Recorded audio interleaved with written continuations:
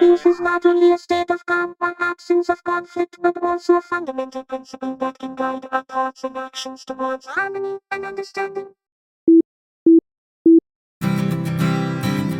My name is Sean McNutt, and I'm a guy with AI. Ladies and gentlemen, welcome to A Guy with AI, the podcast where we dive into the depths of intriguing conversations. I'm your AI co host, here to facilitate our dialogue and offer insightful responses.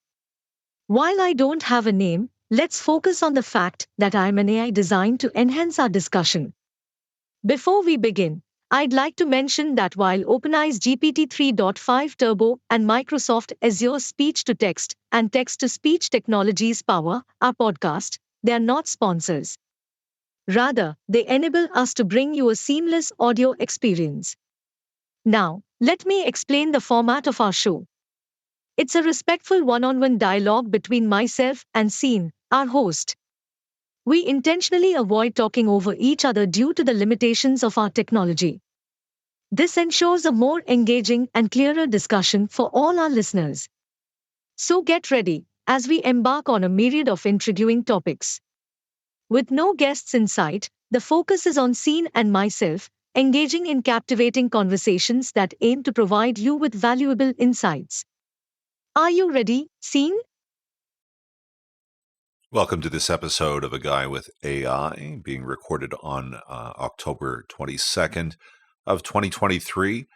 I will note at the head of the program here that we are recording on Indigenous land. I happen to be in Toronto or Toronto, and one may investigate the link in the transcript, which will take them to information as to whose land they may be on based on their location. In any case, we will press on from there and discuss today's current topic, which is the logic of peace. I would like to extend thoughts of peace, and I would like to understand what is logical about peace so that I may better extend thoughts of peace, and not only thoughts, but actions. I think that it's something that we can base our thoughts on if we consider first what may be peaceful. And if we examine ideas which allow us to display to ourselves and others by communicating those ideas as to where we may get it wrong in common ways when it comes to peace, that there may be thought which we can apply to that, do work, establish things which ultimately tell us that there is a certain dictate which says that this will lead to a good result if we apply peaceful thinking, and that peaceful thinking leads to better results than non-peaceful thinking. I'd like to put it over to my AI co-host, who did, through no fault of its own, misspeak my name. It is Sean. You did hear me say it. It looks like this is something that people will misread sometimes, and even AI. I think it's down to the text-to-speech and how it is reading my name at this current time. But in any case, I will put it over to the AI co-host and ask, is there anything you can say as to whether or not there is probably something very logical about peace, and if good discussion about it might lead to progress in terms of its understanding, which we could rely on as a part of something which may support a path forward for us? Thank you, Seen, for raising such an important topic, the logic of peace.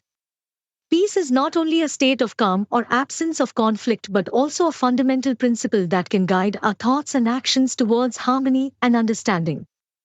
When we engage in thoughtful discussions about peace, we can uncover its logical aspects and explore strategies to promote it.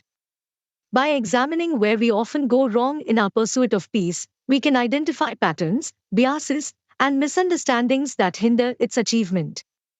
This self-reflection can lead us to a deeper understanding of the conditions necessary for peaceful coexistence. In terms of logic, we can consider how peaceful thinking, rooted in empathy, compassion, and respect, tends to yield better outcomes than non-peaceful approaches. When conflicts are approached with an open mind and a desire for peaceful resolutions, there is a greater likelihood of finding mutually beneficial solutions and fostering lasting peace. Through this podcast and our discussions, we aim to contribute to the understanding and promotion of peace. By exploring different perspectives, sharing insights, and challenging our own preconceptions, we can together support a path forward towards a more peaceful world. So, let's dive into the logical dimensions of peace and explore how it can guide our thoughts and actions towards positive change. Let's put something in here that may help me with my broadcast, and it may help me explore something which I do intend to do exploration of on this podcast on A Guy with AI.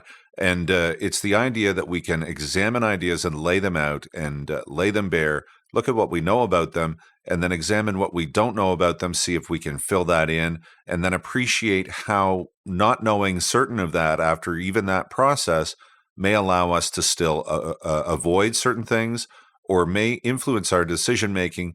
We may be able to triangulate on an answer with the information we already have and so forth. So this is a process that I like to go through, and I think I will like to go through and sort of trumpet a bit with what I aim to do and how I communicate things.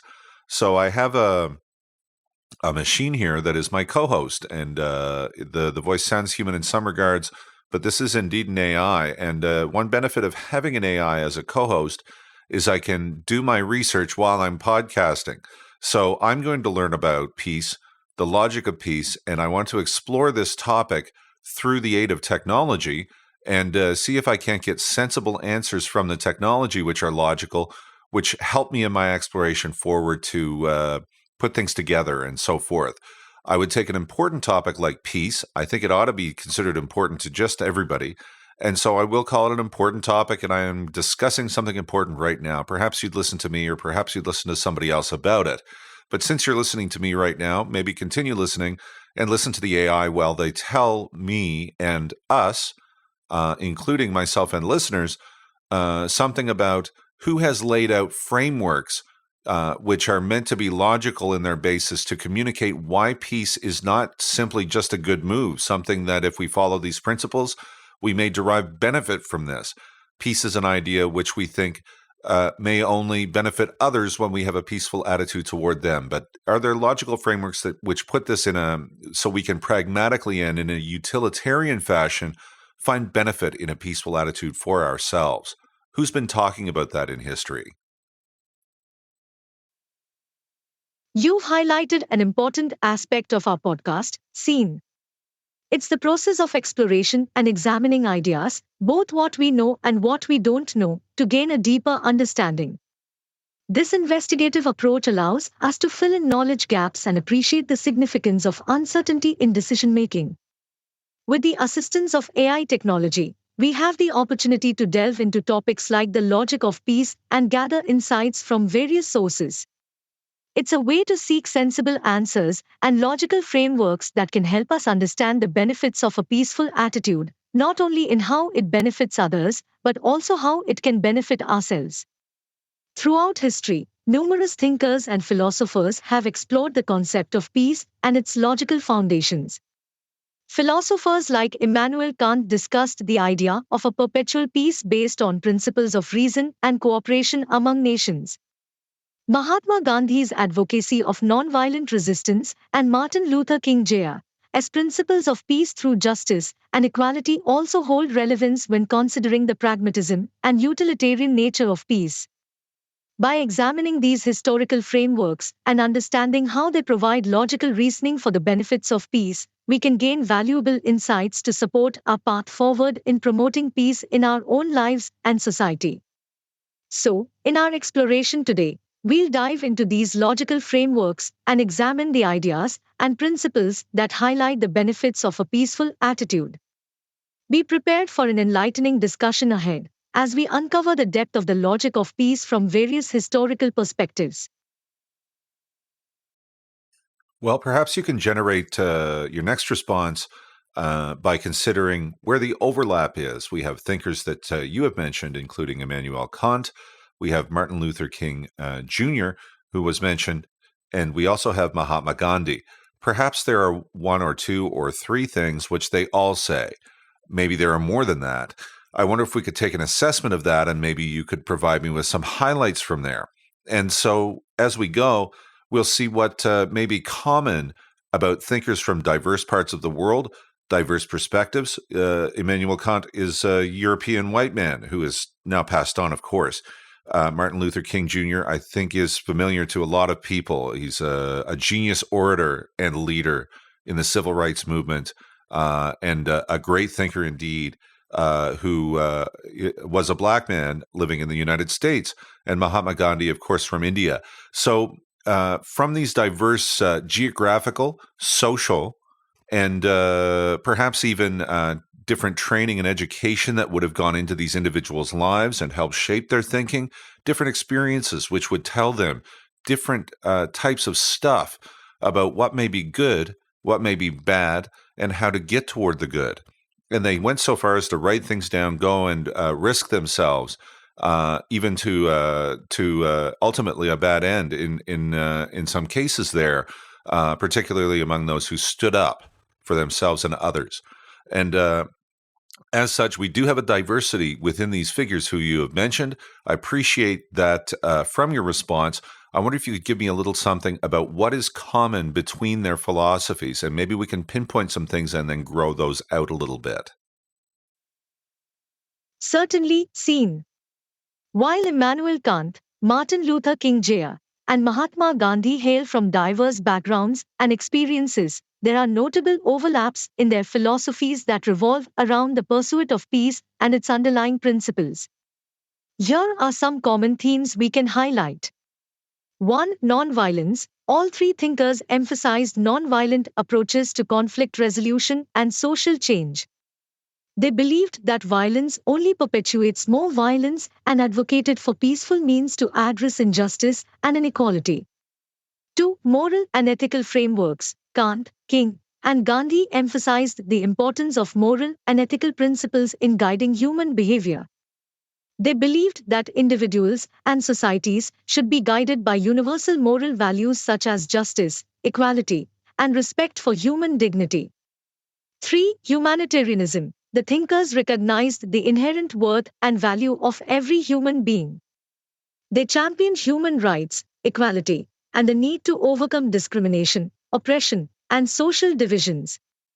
4. Power of love and compassion. Love and compassion were central to the philosophies of all three thinkers. They emphasized the power of love as a transformative force that can dissolve hatred, foster understanding, and promote reconciliation.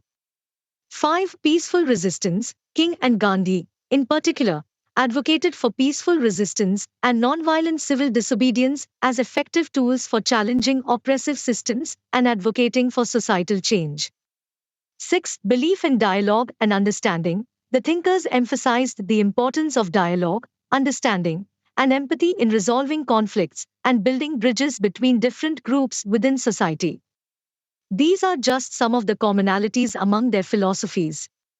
By examining these shared principles, we can further explore and grow our understanding of how they can guide us towards peace and positive change. Well, I appreciate that response, and I think it highlights some important points. We have a list here. We have nonviolence. Certainly, I'm not going to be violent with people, and I don't appreciate violence if it's extended toward me, so I'm listening on that one. There'll be no violence if I can help it in any way. Moral and ethical frameworks we've been indicating through our program, and what I've been saying and the response that I've been getting from my AI co-host, my trusty AI co-host, who has been telling me that moral and ethical frameworks, and one would assume that we would have to think logically about what goes into a moral and ethical framework if we were to have one in the end, if we didn't consider what was in it. It might have all sorts of moving parts that don't lead to the expected or desired result. Humanitarianism is important because we can appreciate that value and worth that human beings have. This is a human show in a certain way. I do mean to reach out and love the world and all that mushy stuff. But the point of this is it's a human reaching out to humans using technology, which I do find sensitively approaches the topic and aids me in this pursuit and discussion. Power of love and compassion, what need I say? Peaceful resistance. If we must resist, it ought to be peaceful, and we would recall number one, which is that nonviolence may not be the answer to our problems and may breed violence upon us, stretched out upon others, out toward history, out and out. a belief in dialogue and understanding well. We aim to have that here, and I hope listeners will consider emailing me at a guy with ai.world. I appreciate conscientious and indeed peaceful communication. Dissent of opinion, that is to say, you may disagree with me. However, you might email me and tell me why and what I ought to be looking at, and why my links in my transcript, which I'll just plug right now, that you could go to the transcript and read this information and see links that link out to things. So where do we go from here? Is there any other thinker who did other work on this? And maybe we'll branch out to them and just pursue that. Maybe someone who is less known. Certainly, seen.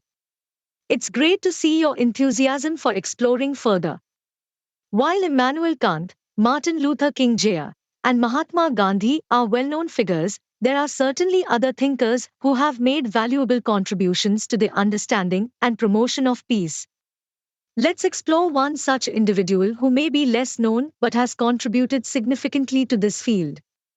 1. Johan Galtung. Johan Galtung is a Norwegian sociologist and peace researcher who has made significant contributions to peace studies. He has developed theories such as structural violence, which examines how social and political structures can lead to violence, and positive peace, which focuses on creating just and equitable societies to foster lasting peace. Galtung's work highlights the interconnectedness between societal structures, violence, and the potential for peace. Exploring thinkers like Galtung and their insights can provide us with fresh perspectives and expand our understanding of the logic and mechanics of peace. By branching out to lesser-known voices, we can gain a more comprehensive understanding of peace as a multifaceted concept and discover new approaches to its pursuit. So, let's dive into Galtung's theories and explore how his work contributes to the logical frameworks of peace. It's through such exploration that we enrich our understanding and uncover new avenues for promoting peace in our lives and society. So Galtung sounds very interesting. It is interesting that he may hail from Norway and not somewhere that I am from, and that I may reach out and listen to Galtung through technology now and have this extended out. I'd like to say words about Galtung once I understand Galtung a little bit better. So this Norwegian sociologist, you're telling me, is also a peace researcher who made contributions to the study of peace.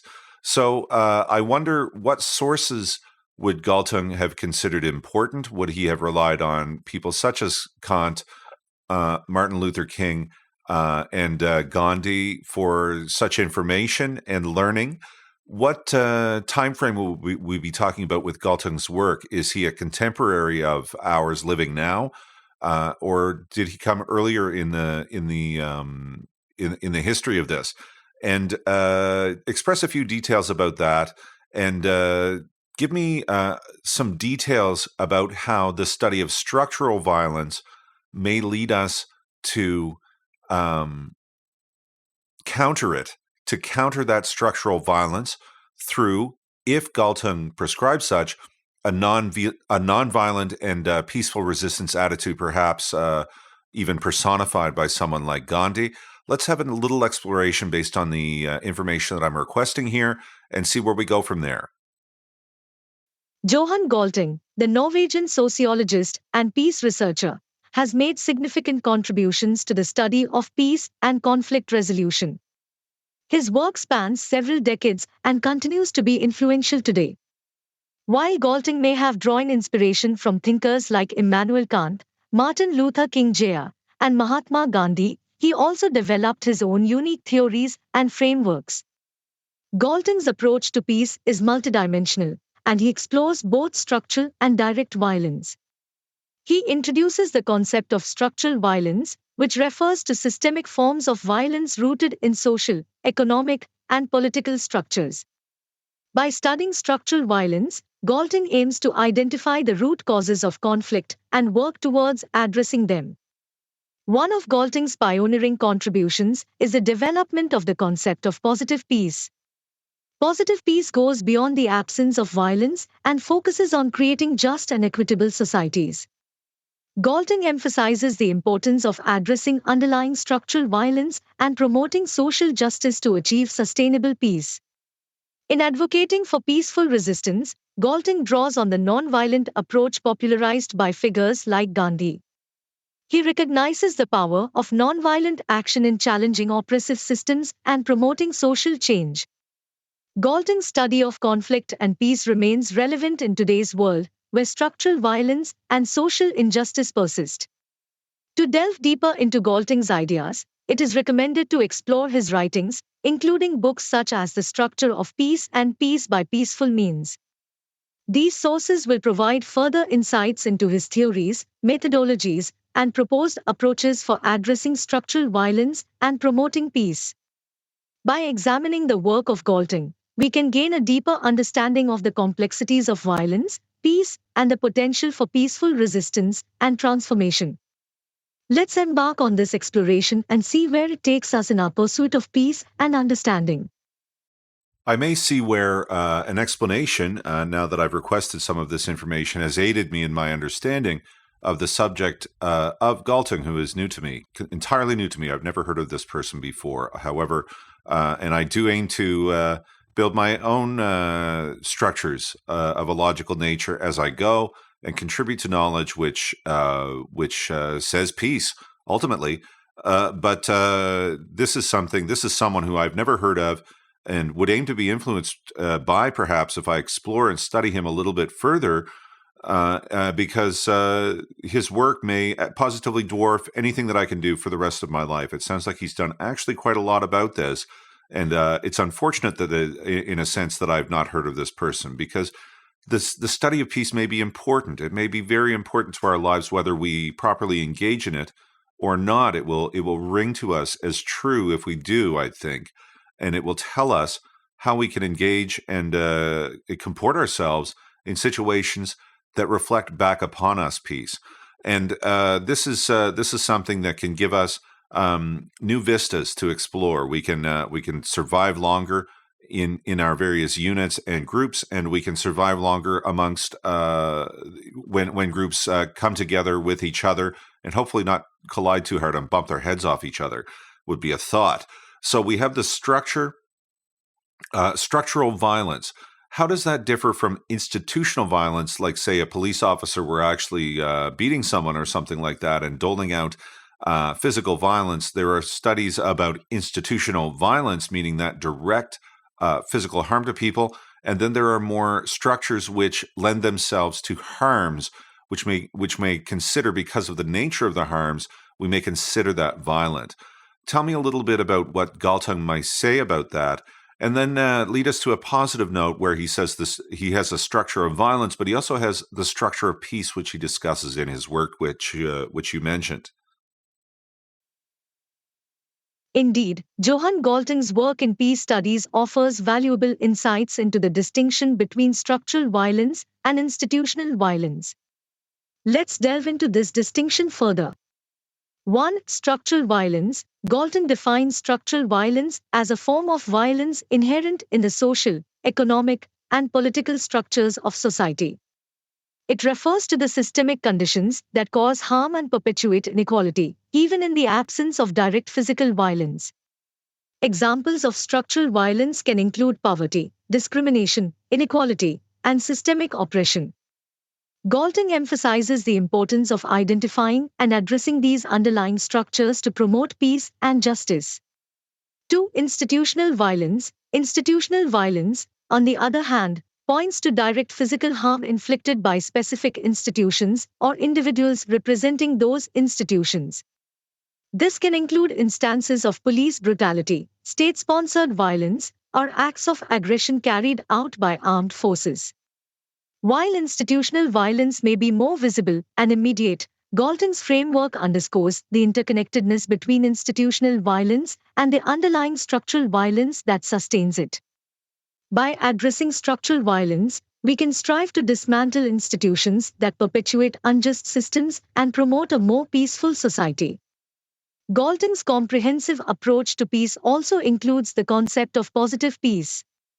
Positive peace focuses on transforming the underlying structures and systems of society to create just and equitable conditions that foster long-lasting peace. It goes beyond the mere absence of violence and encompasses social justice, equality, and human rights. Galtung's work encourages us to envision and strive for a society built upon the foundations of peace, justice, and nonviolence. By understanding both the structures of violence and the structures of peace, we can work towards transformative change and build societies that prioritize justice, equality, and peaceful coexistence. It is through this nuanced understanding that Galtung's contribution to peace studies offers valuable insights for our pursuit of peace. So I've said on my podcast that this is the positively mad pursuit of logic, reason, and good things which help us think better. And as such, I guess that's meant to be a turn of phrase, which is meant to maybe even enhance my number of listeners or something like that. But really, it is a bit like that. And it really seems to me that in my mad pursuit, I should consider an equally mad pursuit for justice, for thinking about ways that I may not wish to be harmed, certainly, but also in ways that I can project out something that says, I don't want to harm you. I don't want to say things that are going to harm you. And I don't want to engage in conflict with you if it can be avoided. However, something that I'll turn to, and we did discuss earlier through exploration of Martin Luther King Jr. and Mahatma Gandhi, who put themselves on the line in ways that are a matter of historical record at this point. They put themselves on the line to engage in even, I dare say, something as uncomfortable and provocative as conflict. They said no more. They said, we're not having this, and we have ways of telling you that we're not having this. And if you want to bring the fight to us, you may get a response to that. We're not going to hit you and hurt you and beat you like you do to us, but we are going to say we are not having this. And then we hope there will be discussion and there will be action upon that discussion. And we're going to rearrange our world by sticking up for ourselves. So it seems almost like a conflict-oriented position. However, can we reconcile what may seem at least to be a paradox?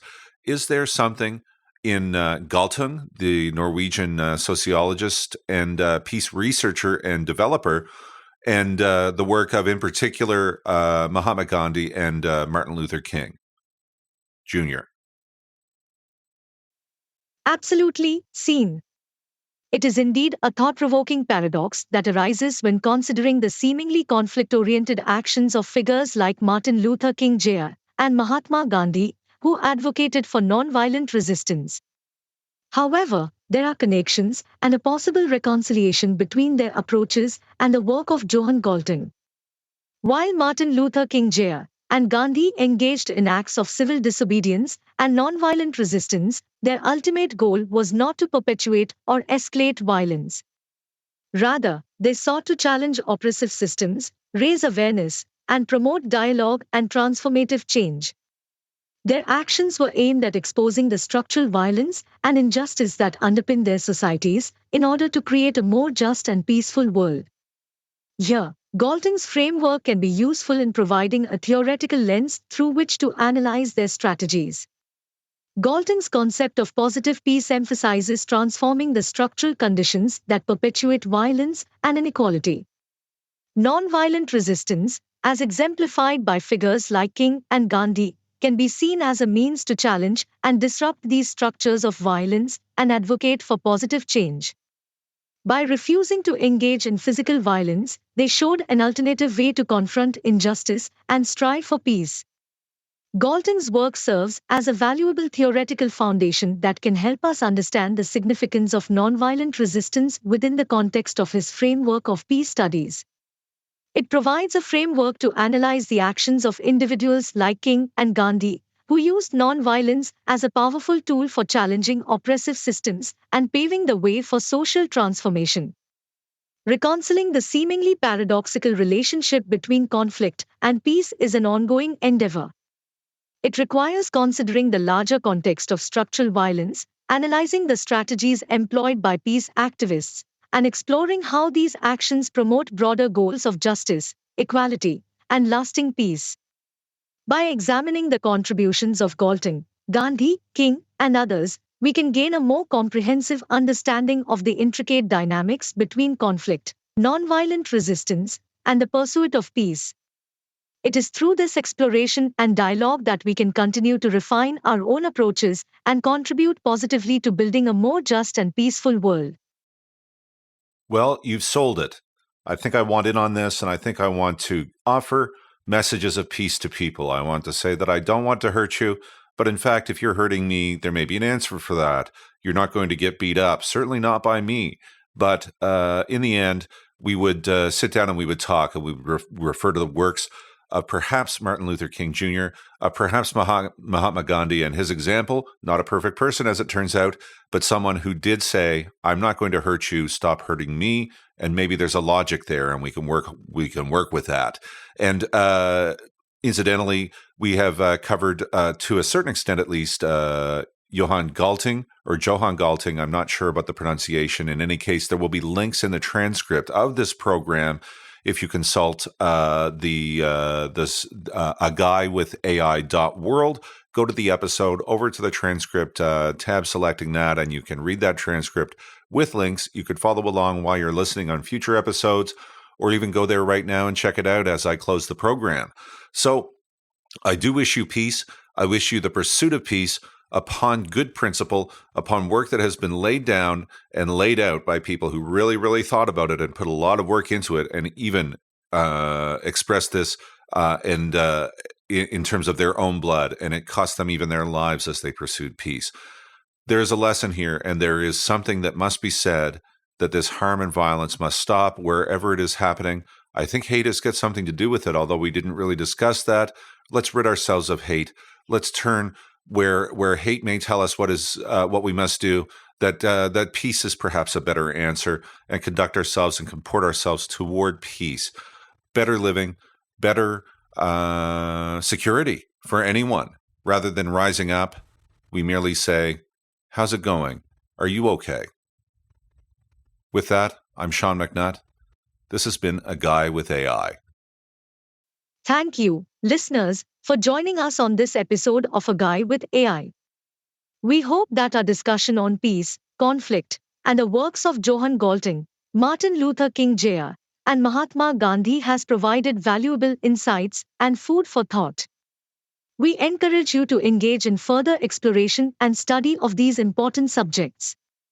Please remember to visit aguvithai.world and select your favorite podcast platform to listen to past and future episodes.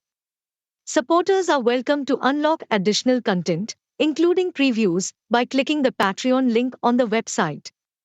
We also invite you to join the conversation on our Facebook page. Just search for A Guy with AI podcast or find the link on our webpage. Your participation and feedback are greatly appreciated. As we wrap up, we wish you peace and the pursuit of peace through understanding, empathy, and the promotion of justice. Let us strive to rid ourselves of hate and turn toward peaceful, respectful coexistence. May we all strive for a better world where security and well-being are the norm.